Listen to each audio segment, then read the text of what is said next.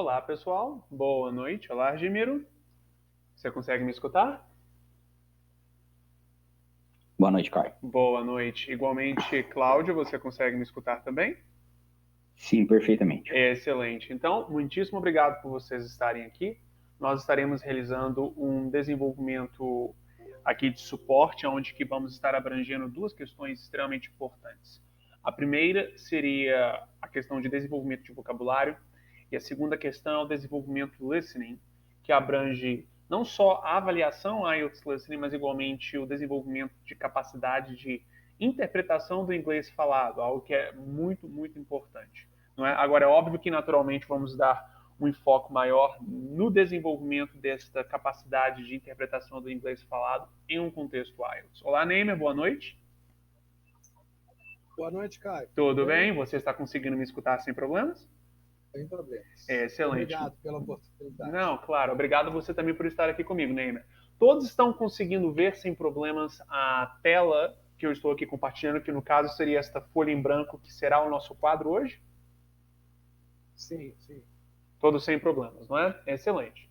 Pessoal, isso daqui não é uma live, não é? Só deixando bem claro, isso daqui é de fato uma aula, onde que vamos ter poucas pessoas aqui. Então, a todo instante, sinta-se à vontade para trazer questionamentos, trazer dúvidas, no meio de explicações que nós aqui vamos estar fazendo, trazer engajamento, trazer indagações, não é? E deixar, de fato, tudo mais claro e transparente possível, tudo bem?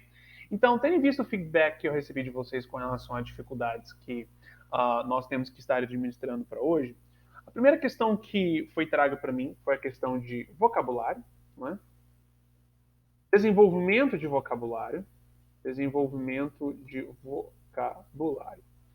Igualmente, foi trago a mim a questão de desenvolvimento da capacidade de escutar e escrever ao mesmo tempo. A pessoa, ao fazer o exame, listening, por exemplo, onde que você tem a necessidade de escutar e escrever ao mesmo tempo, ela fica nervosa, fica perdida e, por consequência, ela tem maiores dificuldades. Igualmente, foi dito dificuldade no processo de scanning, que é o processo de identificação de respostas, não melhor, identificação de respostas. Na realidade, o que eu posso dizer é que foi dito, permite um instante, por favor, foi dito a dinâmica, então, de buscar palavras, não é? Depois, Cláudia, eu gostaria de você especificar um pouco melhor este ponto em particular que você, na realidade, também trouxe, que é essa questão de buscar palavras, tendo em vista o listening, não é? De 1 a 3 palavras. Você está falando de, por exemplo, você escutar, por exemplo, as respostas sendo dadas e você ter que utilizar de 1 a 3 palavras para responder questões? Exato, exato. Uhum. Perfeito, então. Excelente, compreendido. E, Neymer, você havia identificado que também você desejaria um suporte no listening, mas eu gostaria de ter um feedback mais aprofundado seu neste momento. Quais seriam as principais dificuldades que você está tendo neste momento? Você poderia, por favor, especificar? Na verdade, eu tô lento. Eu tô me sentindo muito lento para poder. Então, acho que minha dificuldade maior está sendo na hora do meu time manager. Fazer o skimming. E aí, quando eu estou escutando o texto, eu não marquei as palavras-chave e aí eu me perco. Então, eu tenho perdido várias questões com isso. Na hora da prova, eu vou dançar.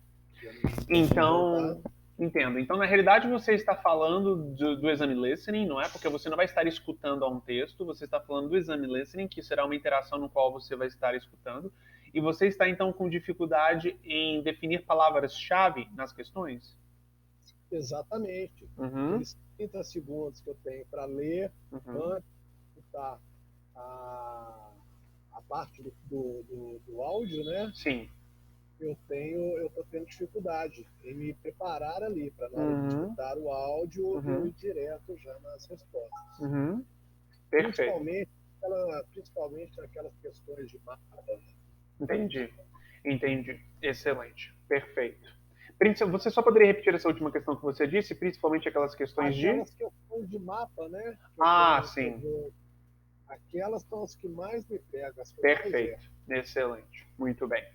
Então, a primeira questão que nós aqui vamos estar buscando administrar é essa questão de fato, desenvolvimento de vocabulário. O desenvolvimento de vocabulário é importante? Isso é inquestionável. Agora, o ponto no qual as pessoas julgam que é necessário elas estarem tendo o seu vocabulário desenvolvido o quanto antes para elas alcançarem os seus objetivos, de fato, muitas vezes, na realidade, acaba sendo não produtivo.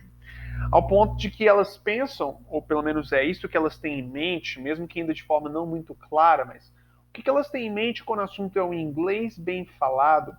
Primeiro, elas têm a perspectiva de que elas, na realidade, têm que ter um vocabulário quase que acadêmico na sua escrita e na sua fala. E, igualmente, elas têm que ter a necessidade de estar tendo um vocabulário extremamente rebuscado, da mesma forma que elas têm que ter num contexto de língua latina como o português. Então, a primeira questão que nós aqui temos que compreender é que sim, o vocabulário é importante, mas ele não pode ser interpretado com a mesma lógica que você tem no português. Porque inglês não é português. E isso nós, na realidade, falamos nas nossas aulas estratégicas, mas é sempre muito importante trazermos aqui novamente. Línguas latinas como o italiano, o francês, o inglês, ou melhor, português, o espanhol, são línguas extremamente arcaicas e que possuem inúmeros tempos verbais. Por consequência, nós, na nossa comunicação, quando queremos de fato apresentar uma capacidade comunicativa real, de real controle sobre a língua, temos que até mesmo nos sentimos na obrigação de utilizar um vocabulário altamente rebuscado para tal. Agora, quando você tem a língua inglesa, você percebe que é uma língua que de dentro para fora é bastante simples, em comparação com outras línguas. Este é um dos motivos dos quais o inglês se tornou a principal língua no mundo. Não é só porque os Estados Unidos é o país mais poderoso do mundo. Um outro motivo é que a sua disseminação é, de fato, muito grande devido à sua facilidade. O mandarim e o alemão, considerando que são as economias segunda e terceira maior do mundo, deveriam ser mais populares do que são. Não podem ser, na realidade, comparados com o inglês, mas se você está considerando a segunda e terceira maior economia, as segundas e terceiras maiores economias do mundo, você teria a perspectiva de que mais pessoas falariam mandarim e alemão, não é? Não mais do que inglês, mas mais pessoas falariam mandarim e alemão. Mas não é isso que acontece. De fato, você tem aquele tanto de gente falando inglês, mas você tem um grupo ainda menor, ou melhor, um grupo muito menor, desproporcionalmente menor, de pessoas falando alemão e mandarim. Não porque simplesmente esses países, no caso Alemanha e China, são países subdesenvolvidos. É porque, na realidade, as línguas deles são complicadas. Portanto, se você faz o approach do seu desenvolvimento de vocabulário em inglês com essa perspectiva e expectativa latina, você, na realidade, vai ter menos desenvolvimento do que você espera, não é? Então, ou pelo menos acontecendo de uma forma mais lenta do que esperado. Então, com isto dito, o desenvolvimento de vocabulário, creio eu, passa por duas perspectivas. A primeira perspectiva é você, para estar se desenvolvendo no ponto que você precisa para sucesso no IELTS, e não somente para sucesso no IELTS, mas sucesso em outros contextos, é você, na realidade, estar buscando desenvolver o inglês num nível que você vê, por exemplo, em um site de notícias esportivas ou automotivos, não é? Quando você vê um site de notícias esportivas ou automotivo, nós, na realidade, percebemos um inglês que é suficientemente desenvolvido para ser flexível, mas não é aquele mesmo inglês que você vê em Scientific American, por exemplo, um outro site que muito frequentemente as pessoas tomam como referência para o progresso IELTS. E quando você lê um texto, por exemplo, de um site como ESPN, dentre outros, a sua perspectiva é de que aquele inglês é um inglês avançado, inquestionavelmente avançado. Só que não necessariamente tão rebuscado, até porque as pessoas, quando elas vão ler artigos de notícia e automotivos, eles têm um approach diferente. A mentalidade deles é uma mentalidade mais light. Não é a mesma coisa se eles estivessem vendo uma notícia envolvendo questões científicas, não é? Ou acadêmicas de uma forma geral. Portanto, a referência para o desenvolvimento de vocabulário é você ver, por exemplo, sites de notícias esportivas ou automotivos E assim, você ter noção de que, por exemplo, um texto meu no writing precisa de ter este nível de vocabulário. Ou até mesmo minha própria comunicação no IELTS precisa de ter este nível. Não mais do que isso. Caso contrário, você vai estar definitivamente tendo um contexto que vai ser excessivo para o seu objetivo. E até mesmo desnecessário para a própria vida em inglês, pelo menos a priori. Depois, com você já com seu objetivo alcançado e você já fora do Brasil, sinta-se à vontade para, de fato, progredir o quanto antes no nível e profundidade que você desejar. Mas agora, neste momento, o nosso objetivo é independência comunicativa, não fluência. Pois é isso que um IELTS exige, é isso que uma entrevista de emprego exige, é isso que um college exige. Portanto, com a gente tendo isso em mente, a gente tem menos peso nas nossas costas e desenvolve mais rapidamente, tem um objetivo e vira a página e sai do Brasil, não é?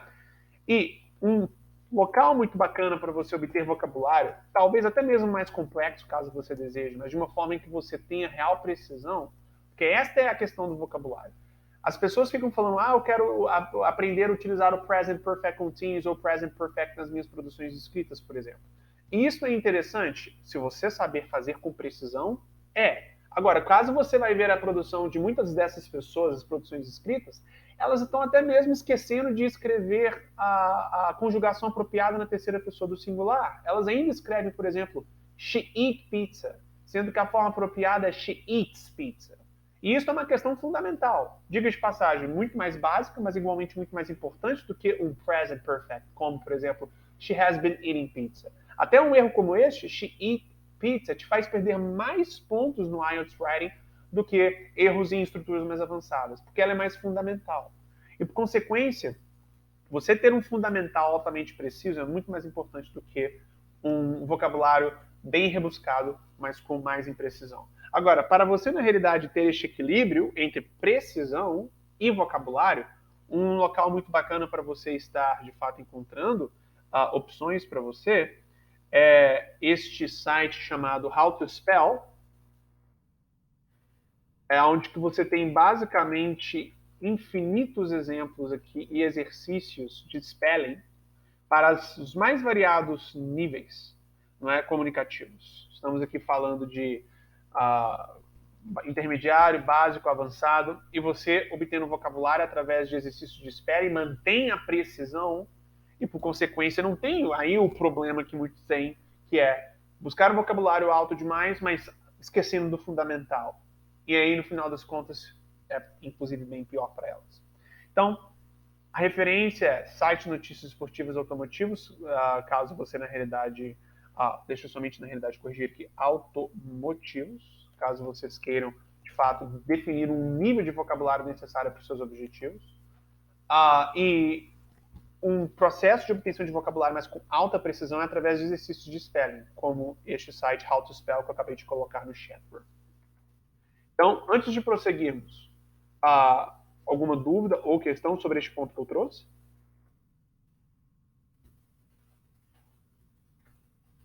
Pessoal, sinta vontade para falar no microfone. Não, Caio, acho que por aqui tá tranquilo. Neymer? É prática mesmo, né? Exato. Neymer, tudo claro com relação a este aspecto? Tudo claro.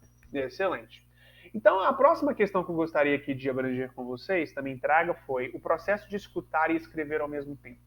O processo de escutar e escrever ao mesmo tempo pode ser confuso para você e você ficar perdido, porque o que nós temos aqui é uma circunstância onde que você efetivamente precisa de estar fazendo, em teoria, duas coisas ao mesmo tempo. Agora, na prática, você não está fazendo duas coisas ao mesmo tempo. O que você está fazendo é rapidamente transitando a sua atenção de uma coisa para outra. Um ser humano efetivamente não consegue fazer duas coisas ao mesmo tempo. O que ele no máximo pode esperar fazer é transitar a sua atenção de uma coisa, depois transita para outra, depois volta para a primeira, depois vai para a segunda e fica neste ping-pong. E as duas coisas ficam parecendo que estão sendo feitas ao mesmo tempo, mas na prática não estão. Então, no momento do listening, é isso que vai acontecer. Então, você precisa de, na realidade, ter um contexto no qual você tem um processo de transição do áudio para a questão, e depois para o áudio para a questão, e depois para o áudio para a questão, que seja feito de uma forma efetivamente leve, não é? Ou pelo menos mais leve do que a priori você estava antes fazendo, para você estar buscando resolver essa questão de se sentir perdido enquanto você escuta e escreve ao mesmo tempo, não é? E isto passa pela questão de identificação de palavras-chave, mas as palavras-chave bem importantes. E ter, portanto, depois que o áudio começa, uma quantidade bem menor de expressões e vocabulário a abranger no seu processo de fato, a interpretação do áudio e leitura das questões.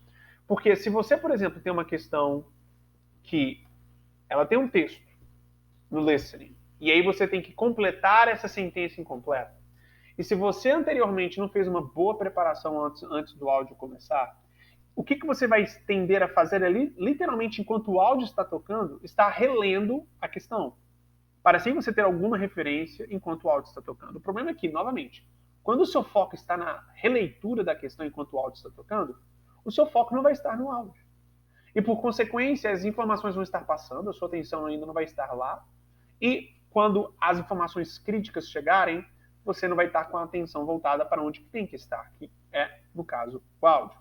Então, você tem que discernir o que é uma palavra-chave.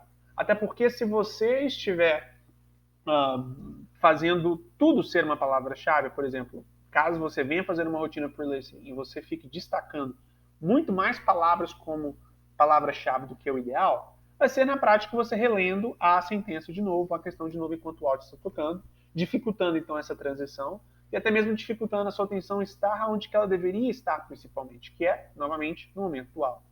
Então, por exemplo, vou aqui tentar pegar aqui um exemplo de listening para termos como referência. Estou aqui abrindo, somente um instante, por favor.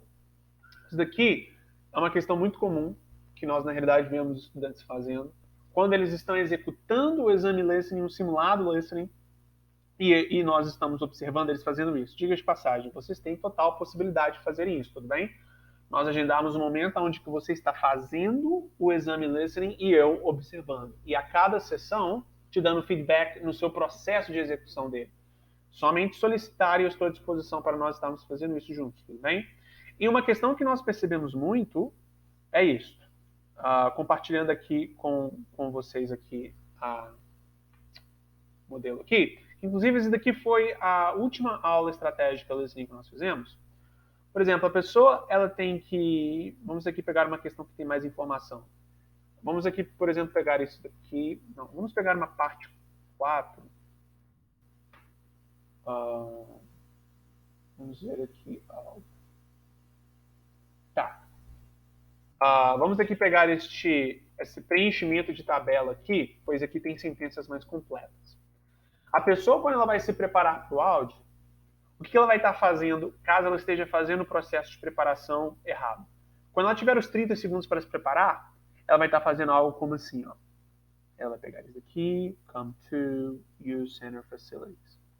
Igualmente, ela vai estar fazendo assim, ela vai estar fazendo assim, e ela vai estar fazendo assim. E depois, ela não vai preencher nada aqui embaixo, ou destacar nada embaixo, porque não tem uma questão. Então, nas partes onde que ela efetivamente aqui foi, e tem questões para responder, ela marcou muito. Veja, ela basicamente marcou tudo na sentença que não era, ou melhor, que estava entre os espaços em branco para preencher. Então, quando o áudio tocar para essas questões, ela vai estar literalmente relendo as questões novamente. E já que você não consegue ter literalmente o seu foco em duas questões ao mesmo tempo, ela vai ter real dificuldade para estar fazendo isso. Por consequência, nós precisamos de priorizar.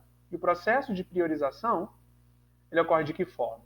Bom, se você aqui tem essas expressões-chave, precisamos de definir que expressões-chave são as expressões essenciais que definem com exatidão o tópico que a questão abrange.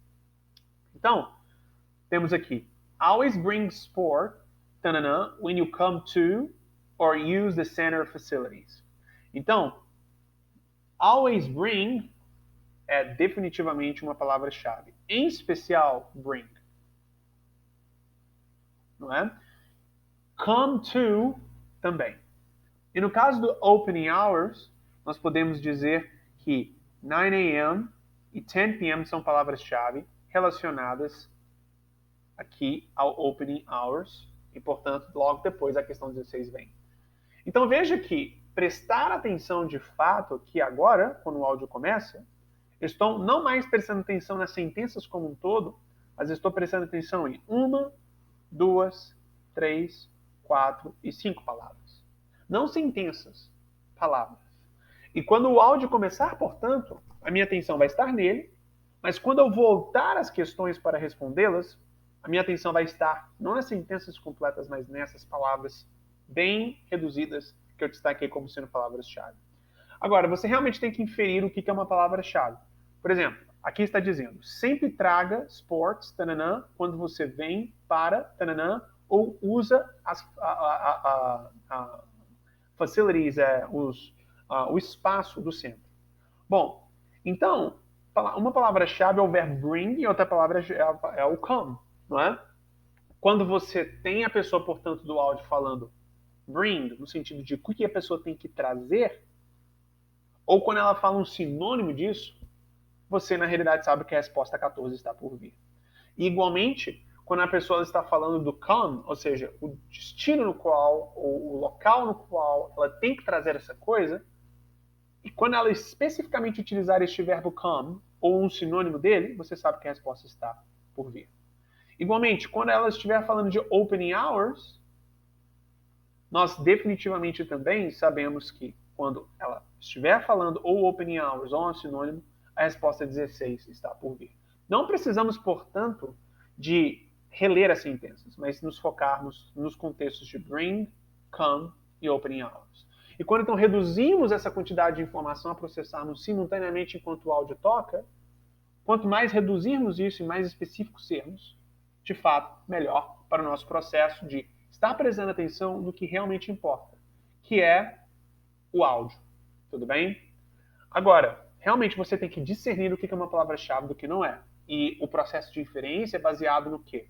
É baseado no você definir com exatidão qual é o tópico que a questão abrange e qual é a informação específica que ela pede. Então aqui, bring, traga, e come, venha, são, de fato, as expressões-chave que definem os contextos que essa questão abrange. Então, vocês entenderam essa explicação mesmo? E aí eu vejo que o Neymer colocou, verbos são definitivamente palavras-chave. Caso você, por exemplo, esteja lidando com uma questão como esta, e você tem um verbo logo antes do espaço em branco, e ele contextualiza o que você tem que responder logo depois, definitivamente é uma palavra-chave. A palavra-chave pode ser, por exemplo, um número, uma data, um nome próprio ou um local, mas também pode ser qualquer expressão, qualquer palavra que defina com exatidão o tópico que a questão abrange, não é? E a pessoa aqui no áudio, por exemplo, aqui para responder a questão 14, pode estar falando de várias coisas. Pode estar, por exemplo, falando o que a pessoa tem que mostrar, o que a pessoa tem que respeitar e o que a pessoa tem que trazer. E quando ela estiver especificamente falando o que ela tem que trazer, você sabe que a resposta 14 está por vir. Então veja como que você tem um verbo, no caso o verbo trazer, bring, sendo a expressão que quando você escutar, você sabe que a resposta logo depois vem e, portanto, a sua atenção tem que estar triplicada quando você escutar. Ou ao bring ou a um sinônimo dele. Você compreendeu, Ney? Sim. Perfeito.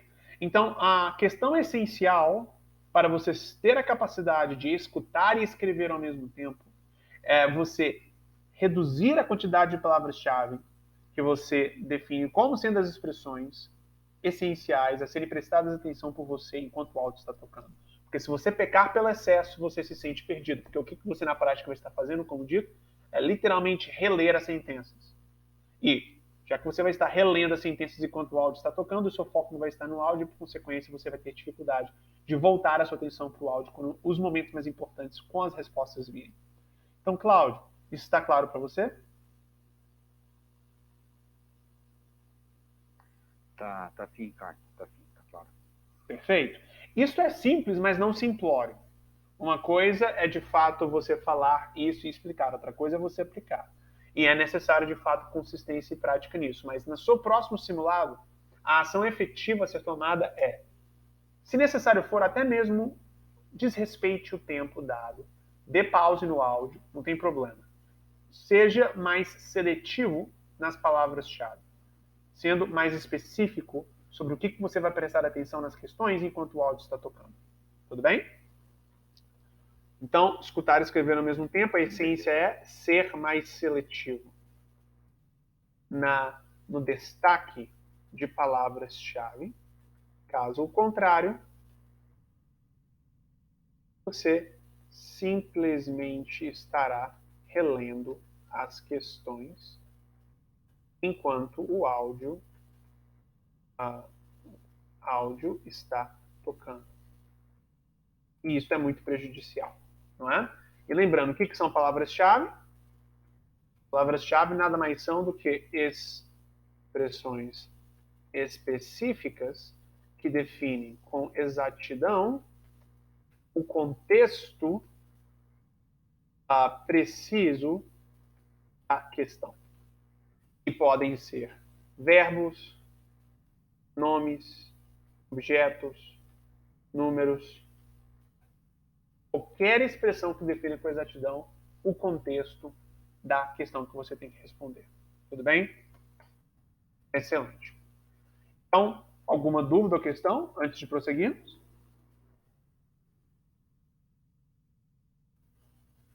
Neymer, Cláudio e até mesmo a Gemiro. Eu vi, Gemiro, que você infelizmente saiu e infelizmente não foi possível nós, na realidade, pararmos a aula e, portanto, foi necessário nós prosseguirmos. Você, inclusive, está pegando agora mais a aula, mas para, de fato, um foco mais voltado, não para o desenvolvimento da língua geral, na língua inglesa, mas mais voltado para o IELTS.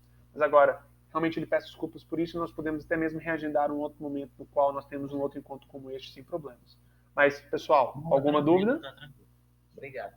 Sem problemas. Ótimo.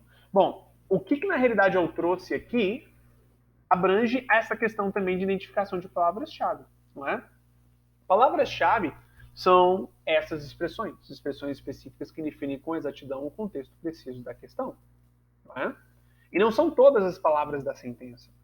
São as palavras que de fato são críticas para definir o contexto que a questão abrange individual. Então, até mesmo o verbo é importante, como naquele exemplo que eu disse do bring.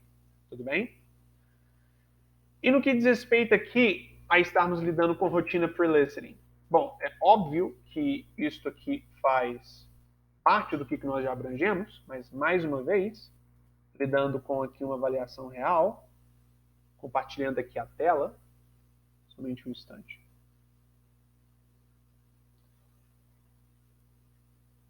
Em que aspecto, Neymer, você disse que você se sente confuso no processo de rotina pre-listening, ou seja, para se preparar para escutar? Quando você tem aqueles 30 segundos e você está escaneando e está se preparando para escutar que é o único momento de fato estratégico do exame, o restante é simplesmente coisas talvez importantes, mas a mais que você faz. Mas 80%, 90% da estratégia de listening ocorre nesses 30 segundos antes do áudio começar. Me diga, qual o ponto que você se sente confuso neste processo? Na verdade, é exatamente o que você falou anteriormente. É a identificação das palavras-chave. Eu realmente eu tenho me confundido muito em destacar as palavras corretas. Né? Exatamente o exemplo que você deu, não necessariamente eu destaco a frase inteira, né? Igual você deu o exemplo. Mas muitas vezes eu destaco uma palavra que não faz muito sentido, uma palavra que realmente não vai ser uma palavra-chave, e aí na hora que eu escuto, essa palavra não vem à tona, eu estou esperando uma palavra, eu estou esperando essa palavra ou algum sinônimo dela, né? Ela não vem à tona e eu acabo perdendo aquela questão quando eu vejo, já estou vendo a resposta do 16, por exemplo. Sim. Porque, na verdade, eu identificar números, eu marcar números, marcar datas, nomes próprios, eu sei, ok. Né? O X da questão é eu identificar como palavra-chave uma palavra comum, um verbo ou um substantivo, né? Ou um adjetivo que tem ali numa frase. E aí, por exemplo, nessa 14, em vez de eu destacar o bring, vamos supor que eu destaque só o always. Sim. Estou dando um exemplo. e aí não vem nada disso dito, eu fico aguardando essa palavra, algum sinônimo dela, não vem, quando eu vejo já está vindo a resposta, ele já está falando lá do Sim. horário, do 9 a.m., e aí eu já perdi duas questões. Uhum. Exatamente. Onde eu tenho Exatamente. me embolado é exatamente na hora de marcar as palavras-chave de forma mais assertiva. Uhum. E eu acho que o primeiro passo a ser feito é ser mais seletivo nelas, porque você, caso contrário, vai estar espalhando demais a sua atenção, não é? E, portanto, não tendo a capacidade de se focar no que mais importa, que é o áudio em si, não é? Exatamente. O que você se foca no texto, enquanto o áudio está tocando, são exclusivamente as palavras-chave que você marca. E quanto menos palavras-chave você marcar, melhor. Claro, também existe o extremo de você acabar ignorando palavras-chave. E a gente não quer isso.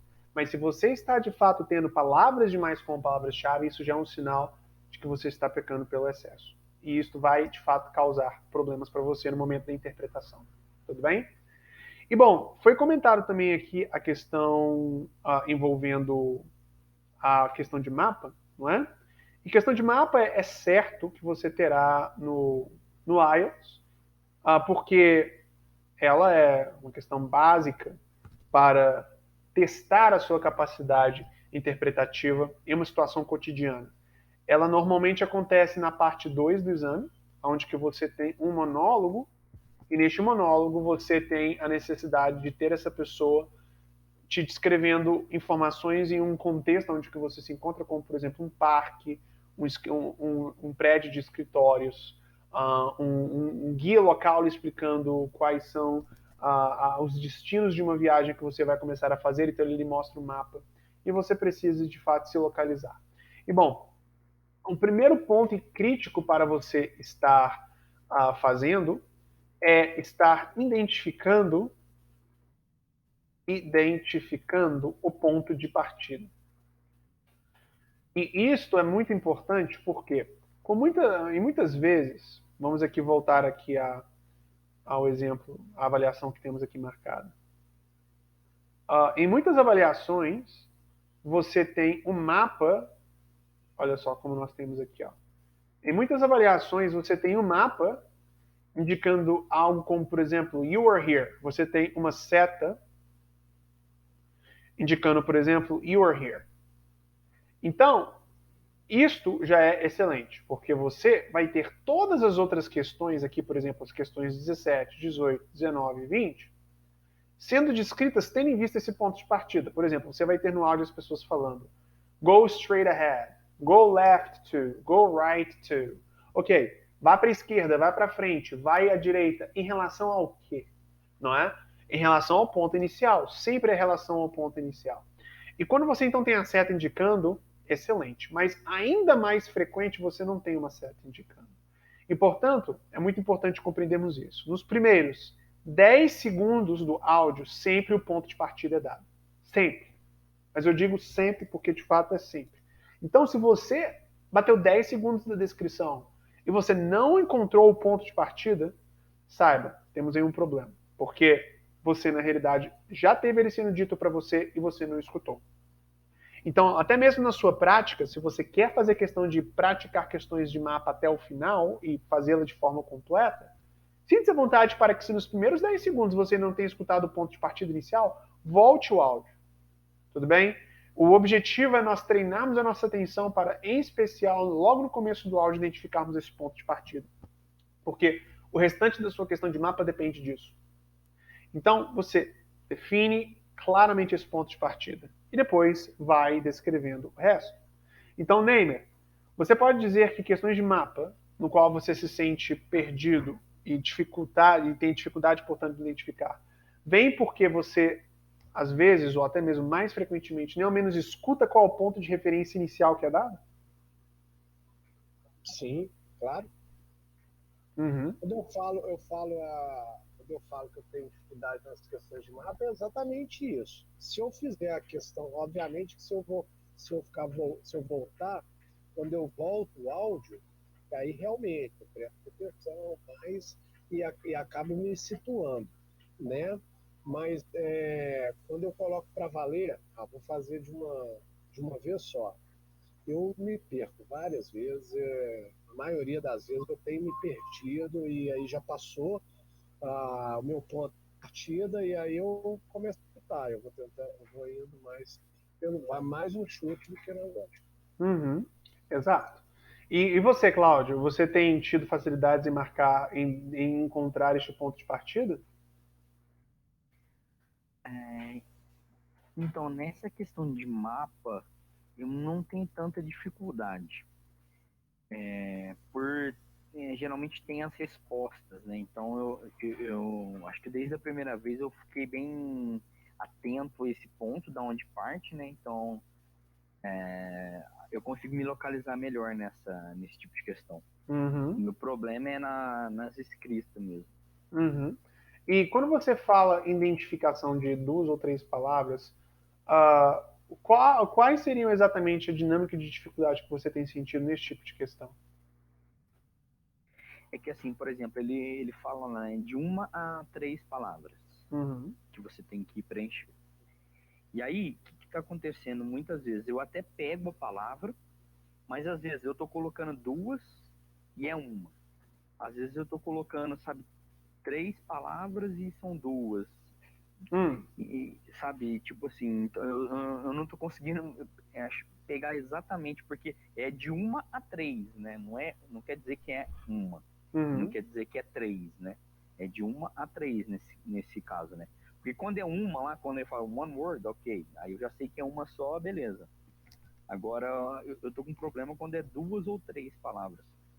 Mas este problema vem porque você continua somente identificando uma? Ou, então, o que acontece? Às vezes eu identifico que são 3 palavras, eu tô colocando, eu suponho que é duas, mas na verdade é uma só. Sim. Ou quando é 3 palavras e eu só consigo pegar duas. Mas na maior parte das Eu não sei se... vezes, claro, eu entendi, mas Hum. na maior parte das vezes, o que você vai identificar como informação no áudio é de fato composto por mais palavras do que as instruções permitem você escrever. Agora, você precisa de pegar aquela expressão que você escutou e encaixar na sentença de uma forma que seja gramaticalmente e semanticamente correta. Então, o que você na realidade está fazendo é, de todos os males, o Uhum. menor, porque você está conseguindo identificar a resposta. Mas o que você na realidade está tendo dificuldade é de identificar ou de encaixar essa resposta no formato da questão, no formato apropriado para responder a questão. E a forma apropriada de você estar fazendo isto é, após você identificar esta informação e escrevê-la, você na realidade se questiona, ok, esta informação que você identificou em relação ao restante da sentença está gramaticalmente ou semanticamente preciso? Se com essas três palavras que você na realidade identificou estiver, perfeito. Se não, ok. Dessas três, se eu tirar uma, ficar com duas, agora ficou semanticamente precisamente, ou melhor, semanticamente e gramaticalmente preciso em relação ao restante da sentença? Não, ok. Então vamos reduzir para uma dessas palavras, eu utilizando na sentença, ela como um todo fica gramaticalmente ou semanticamente correta, não é? E você, na realidade, então, começa pelo excesso, mas respeitando as instruções, vai diminuindo e quebrando em partes até chegar naquela única palavra, se necessário for, que faz sentido com o restante do texto. Então, por exemplo, aqui nessa questão que nós temos aqui, você percebe aqui, por exemplo, no more than 3 words or a number. Não mais do que 3 palavras ou um número. Se você identifica 3 palavras aqui, mas você a coloca aqui, mas ela não faz sentido com per, isso significa que, se a informação estiver correta, talvez seja melhor você reduzir para duas e reduzir para uma, até chegar no momento em que ela se encaixa precisamente com o restante da sentença. Uma dúvida. Essas suas dúvidas, ou melhor, essa sua dificuldade em identificar essas respostas, as informações que você está identificando estão certas, mas a resposta em si está errada porque o formato no qual você a deu estava errado, ou até mesmo as informações em si que você tem identificado no áudio estão erradas? Bom, eu acho que acontece os dois casos também. Acho que Uhum. nesse último teste que eu fiz, eu reparei isso também. Às vezes eu tô marcando uma palavra errada, acho que igual você comentou aí né, anteriormente, e aí ela não e aí eu perco, né? Quando a resposta passa e já tá na outra. E às vezes acontece isso, de eu marcar e eu consigo pegar a palavra, só que aí às vezes eu tô pecando pelo excesso. Exato. Mas proporcionalmente, qual que você acha que é o que mais acontece, para a gente ter uma prioridade inicial? Com certeza é pecando pelo excesso. Ou seja, a informação em si é correta. Só que você, na realidade, coloca a informação num formato que não é apropriado, correto? Exato. Eu reparei que no último exame que eu fiz, eu contei para ver quantas que eu tinha mais ou menos errado nesse formato. Foi umas 5 questões. Eu falei, nossa, eu acho que... Então aí eu falei, eu tenho que tentar melhorar esse gap que eu tô aqui. Porque Exato. só ali já foi umas 5, 6 questões que ia aumentar minha nota legal. Com certeza, exato. Cláudio. Pode falar, Ney. Oi. Teve um teste que eu fiz outro dia que eu errei, eu não sei se você comete esse tipo de erro, mas era no more than 2 words, ok? E aí uma das questões era para identificar um local. E no áudio ele falava na sequência, ele falava main hall next to the library. E aí eu fiquei na dúvida. Eu colocava main hall and library, mas aí ficariam 4 palavras, né? Por causa do and. Eu tinha que colocar um and para colocar os 2 locais ou tirar um dos locais. E isso já aconteceu comigo várias vezes. Da resposta ser, sei lá, um local ou ser um horário, e aí acaba que no áudio passa 2 próximos e eu fico na dúvida qual deles colocar. Sim. Entendi. Sim, exato. Então, a questão que você, na realidade, tem que se focar, já que você, então, está acertando mais informações, mas é o formato, é você prestar atenção no restante da sentença. Porque é isso que as pessoas com muita frequência, na realidade, fazem. Elas reescrevem a resposta aqui, só que depois elas nem ao menos verificam se a informação que ela colocou para preencher uma sentença, em relação ao restante da sentença, faz com que a sentença como um todo esteja correta. Não é? E aí o que eu posso dizer é que neste momento, pelo menos a priori, para alguém que está lidando com uma dificuldade como a sua, Cláudio, ao invés de pular o momento de checar as suas respostas para, na realidade, verificar as próximas questões, como é sugerido, em especial se você está fazendo o exame à mão, utilize de fato o tempo para checar as suas respostas. Quando o áudio fala, now you have half a minute to check your answers, de fato, cheque as suas respostas e verifique, ok, estas respostas que eu dei em relação ao restante da sentença que eu tive que completar, estão formando uma sentença como um todo que está correta? Porque se não estiver, aí de fato vale a pena você fazer alguma modificação. Não ao nível de informação, porque é bem provável que você não vai conseguir se lembrar de uma outra informação dita que poderia ser colocado como resposta, porque as informações são muito específicas e você somente conseguiu as identificar porque você estava escrevendo e escutando ao mesmo tempo. Agora, no que diz respeito a formato, aí é como se fosse simplesmente uma edição do texto que você já escreveu. E a informação se mantém a mesma. É o formato no qual ela está escrita é que está sendo editado por você naquele momento para se enquadrar com o restante da sentença e fazer a sentença como um todo. Tanto a parte dela que já era pré-existente, quanto as partes que você colocou para preenchê-la, ser como um todo correta. Como dito, no ponto de vista gramatical e no ponto de vista semântico, ou seja, no sentido final que ela repassa a sentença como um todo, entendeu? Entendi. Eu vou tentar fazer. Exato. Então cheque, por favor, as respostas, não ao final do exame, mas neste momento, cheque as suas respostas quando o áudio lhe solicitar para checar. Tudo bem? E se focar no formato como um todo da sentença. Não é? Excelente. Então, tivemos aqui a questão do mapa, tivemos aqui a questão do preenchimento. Bom, Agemiro, alguma dúvida ou dificuldade sobre qualquer aspecto, seja listening, seja em qualquer outro aspecto do seu desenvolvimento que você gostaria de trazer? Eu estou à sua disposição mesmo. Não, é tranquilo. Por enquanto eu só estou mais acompanhando mesmo para poder entender.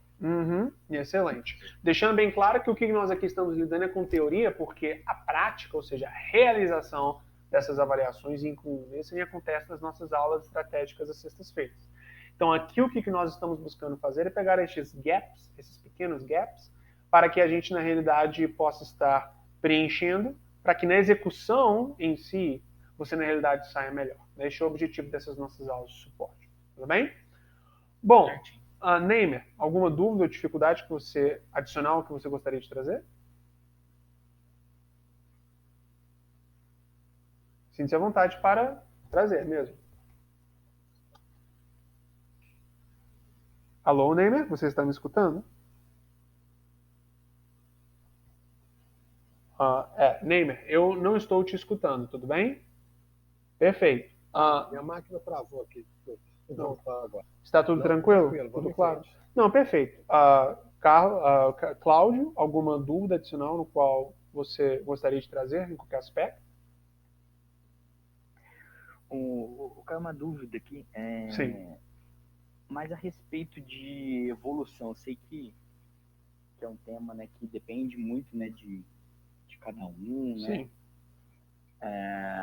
Mas assim, o quanto você julga que é necessário, né, para você ver realmente de fato uma evolução, né, como um todo, quando a gente precisa, né, de um nível, você está, por exemplo, no B2, para você chegar num C1 e estar tá mais confortável para, né, fazer até o exame mesmo.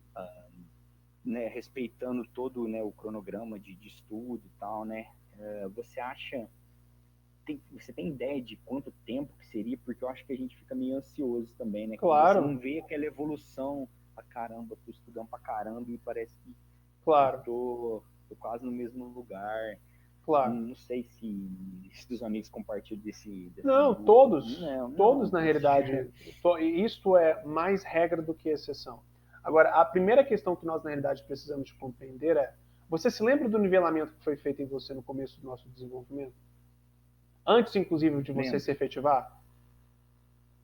Eu lembro. Se você se questiona sobre quanto tempo é necessário você se desenvolver para obter o resultado que você precisa na língua inglesa e no IELTS, eu sugiro você, na realidade, reacessar aquele nivelamento. E ele parte como pressuposto de que você, ao longo daquele tempo sugerido, você vai realizar o seu desenvolvimento com consistência.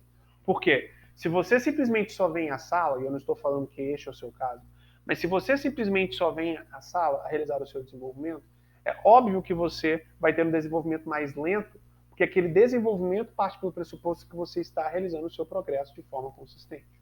Agora, terem visto o seu desenvolvimento acontecendo de forma consistente, e não somente dentro de sala, mas também fora, as perspectivas de tempo são exatamente as mesmas que na realidade foram dadas no seu nivelamento inicial. E eu gostaria de destacar que quando os seus nivelamentos são feitos, nós não tomamos como referência o que nós achamos.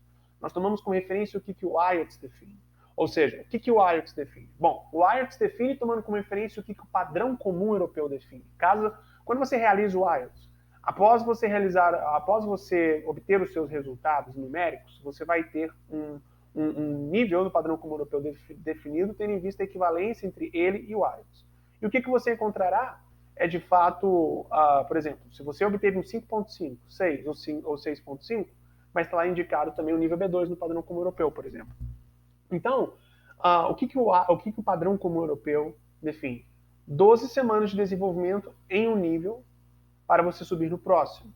E isto é tomando como referência que você está consistente no seu desenvolvimento como um todo. Então, você na realidade tem a necessidade de fazer este ciclo de 12 semanas e depois fazer a sua avaliação para a verificação do seu progresso. Agora, com você realizando o necessário, que é a realização dos simulados todos os dias, a realização do writing todas as semanas e a realização das aulas, e você tendo consistência, de fato, é isso. Você tem total capacidade de, na primeira tentativa que você realiza o exame, obter o resultado que você quer. E não somente isso, mas efetivamente chegar no nível que você precisa, porque o exame IELTS não é um exame que você com estratégias consegue obter resultado. Você tem estratégia. Elas são estratégias, de fato, importantes e que fazem diferença entre o seu sucesso e o fracasso. Agora, a nota que você obtém no IELTS é um acesso realmente preciso da sua real capacidade comunicativa em inglês. Não é uma prova que você, com somente determinada estratégia, consegue obter o nível. Você precisa de genuinamente estar no nível que a nota que você tem que tirar, de fato, indica. Então, se você quer obter, por exemplo, um 7.0, para você obter um 7.0, você precisa de efetivamente ser um C1 no padrão comum europeu. E, claro, adicione-se isso às estratégias para você aumentar a probabilidade de você obter o C1. Mas é um assessment específico. Então, no seu caso, você, Cláudio, está realizando o seu desenvolvimento agora, se não me engano, você está na sua 5ª semana, não é? Você, então, começou o seu desenvolvimento faz muitíssimo pouco tempo. E eu compreendo o senso de urgência. E não somente compreendo, mas acho que você tem que ter. É muito, mas muito importante termos senso de urgência. Agora, também é crítico sermos cientes do nivelamento feito, na perspectiva de tempo dado, tomando como referência não o que nós achamos, mas o que o IELTS define. E ao longo de todo o processo, estamos mantendo o nosso desenvolvimento consistente tendo isso em vista. Caso você tenha isso acontecendo, não há segredo, não há nada complexo demais. Você consegue o resultado que você precisa. Milhões de pessoas obtêm o resultado que precisam no IELTS todos os anos, é um exame internacional feito por milhões de pessoas todos os anos.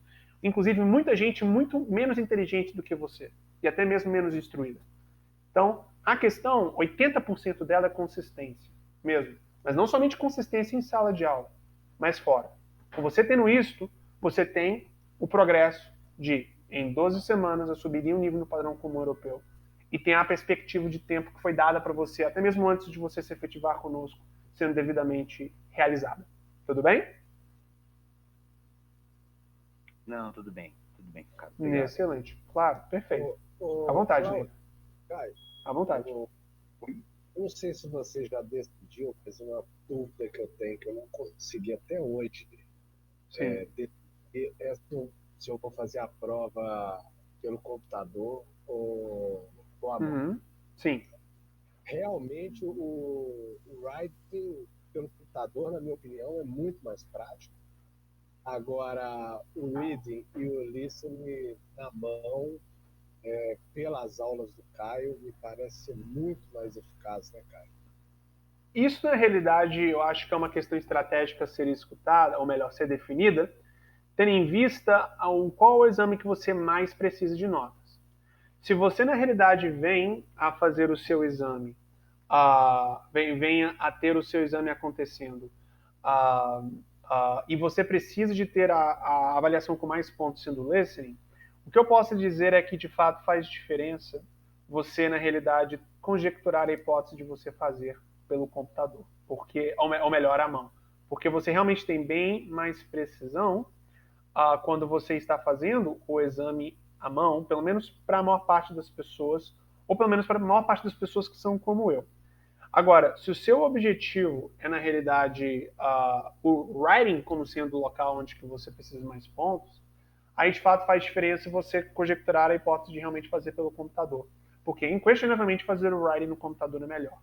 Então, tudo isso toma como referência qual é o exame que você mais precisa de pontos. Agora, também, tendo isso em vista, é muito melhor você, ao invés de ter uma decisão feita tomando como referência o feedback externo de alguém, você, na realidade, tomar a decisão tendo em vista a sua própria experiência. Então, faça o exame listening 3 vezes à mão. Eu estou falando de simulados. Faça o exame listening 3 vezes no computador. E se você, na realidade, tem o listening sendo o exame que você mais precisa de pontos, escolha o formato que você se sente mais confortável aliás, não se sente mais confortável, mas o formato que você tem mais performance. Porque às vezes você tem mais conforto no computador, mas tem mais performance à mão. Ou vice-versa. E tendo em vista, então, qual é o formato que você tem mais performance no exame que você mais precisa de pontos, você escolhe qual é o módulo IELTS que você, na realidade, vai fazer. Ou melhor, qual é o formato IELTS que você vai fazer. Computer-based ou paper-based, tudo bem? Pessoal, eu somente vou, na realidade, pedir um instante para vocês, tudo bem? Eu estou voltando em 1 minuto. Só um momento, por favor. Ótimo, pessoal. Obrigado pela paciência. continuando aqui, eu realmente tive que resolver um problema, uma questão que apareceu. E então, voltando aqui.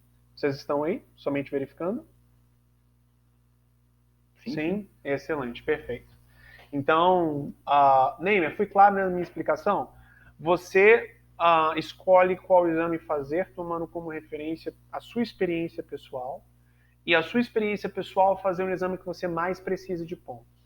Se o exame que você mais precisa de pontos, você vai melhor no computador, faça no computador.